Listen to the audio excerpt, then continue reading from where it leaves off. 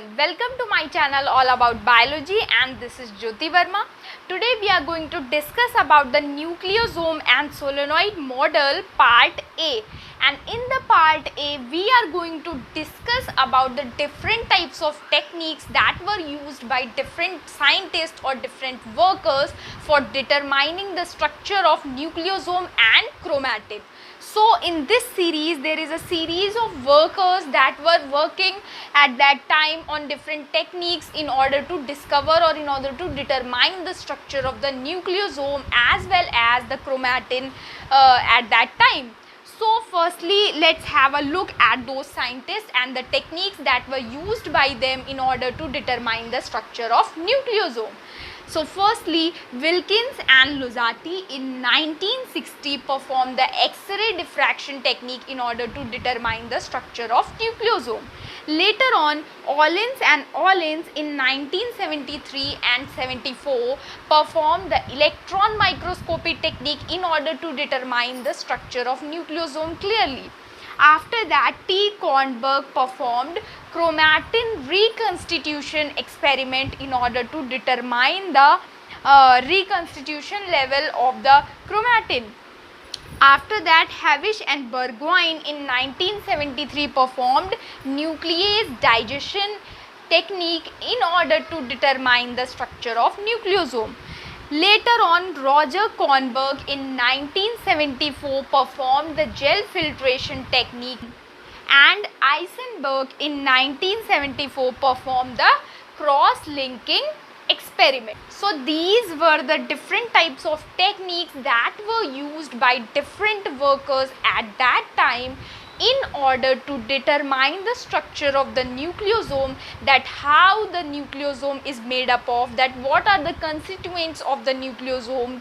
So for this they have used different types of techniques, and now we are going to discuss about these techniques performed by these workers in detail. So first of all, Wilkins and Lozati in 1960 performed the X-ray diffraction technique, and they reported that the chromatin must be made up of repeating units because they have observed a sequential pattern, a definite pattern on the X-ray plate.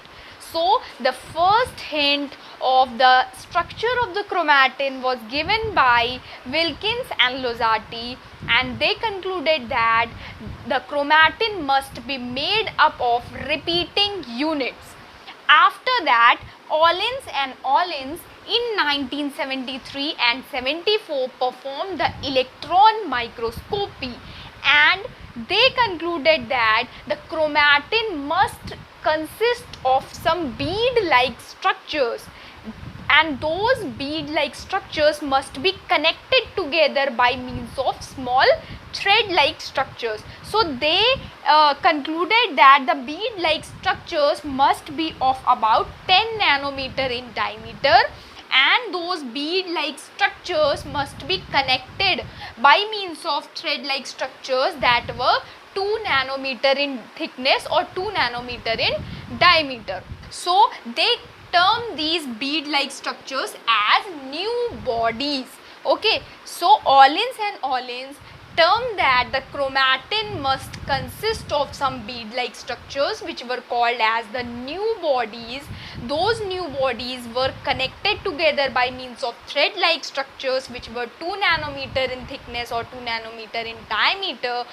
And later on in 1975, Audet replaced the term new bodies and gave the new term to these circular bead-like structures which were nucleosome. So now after 1975, these bead-like structures were named as nucleosome. So this one is your nucleosome connected together by means of DNA. So the next technique was performed by T. Kornberg, that was chromatin reconstitution experiment, and in this technique T. Kornberg took DNA and histones and he tried to compile DNA and histones, due to which there was synthesis of chromatin. So So he took DNA and histones and tried to synthesize chromatin within the lab, in which he got 90% reconstitution. He was successful in getting the 90% reconstitution, and this technique lead to the conclusion that the chromatin was made up of DNA as well as the histone proteins. So now we are coming to our next technique that was given by Hewish and Burgoyne in 1973. So they performed nuclease digestion experiment. Nuclease is an enzyme that is specialized for cleaving the DNA fragments. It can only cleave the DNA fragments at the places where it is not protected by any kind of protein. So in this case they took native DNA, which is your normal DNA, and the chromatin DNA. The chromatin DNA that consists of DNA as well as the histone proteins. So both of the DNA, the native DNA and the chromatin DNA, were treated with nuclease. Nuclease is an enzyme that is capable of cleaving these DNA. Okay, now what happens, these DNA gets cleaved into fragments of small sizes. Now these fragments are run onto the electrophoresis gel. Then in the case of native DNA, we are getting fragments of equal sizes and of equal thickness. We are getting a continuous strand of the fragments in the case of native DNA. However, in the case of chromatin DNA, we are getting fragments of different sizes and of different thickness also. Then why this kind of variation is happening with the chromatin DNA? Because the chromatin DNA consists of bead-like structures, which are the histones that are protecting the DNA at certain places. So the nuclease is not able to cleave the chromatin DNA at that places where there are histone beads. So that's why in the case of chromatin DNA, we are getting fragments of different sizes because of the presence of these histone beads. So nuclease will not be able to cleave the chromatin DNA at specific points. Nuclease will cut the chromatin DNA at those points where the histone beads are absent. So that's why this experiment, this nuclease digestion experiment followed by electrophoresis, simply indicates that the chromatin DNA must be protected at certain places by the histone proteins, due to which the nuclease is not able to cleave that portion, and we are getting fragments of different sizes in the case of chromatin DNA. So now we are going to discuss about the next technique, that is your gel filtration technique, performed by the Roger Kornberg in 1974. So gel filtration technique is basically a chromatographic technique that involves separation of molecules of different sizes. And in this case, what is happening here, this is your chromatography column. The chromatography column consists of colloidal material. In this case, the colloidal material is the silica beads. Silica beads have a special feature, that is they have pores of different sizes within them.